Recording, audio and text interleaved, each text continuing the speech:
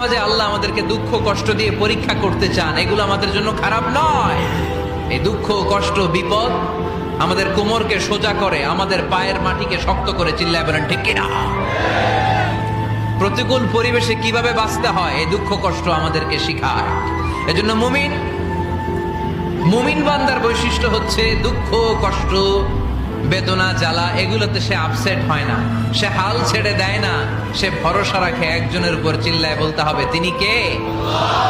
কারণ মুমিন জানে রাত্রি যত গভীর হয় অন্ধকার তমানিসা ভেদ করে সুবহে সাদিক হয়। মুমিন জানে গর্ভবতী নারীর পেটের ব্যথা যেই দিন বাড়তে থাকে ওই দিনই নতুন মেহমান আগমনের সময় ঘনাতে থাকে। মুমিন জানে তার জীবনে দুঃখ কষ্ট বিপদ যত বাড়তে থাকে সুখের দিন কাছে আসতে থাকে।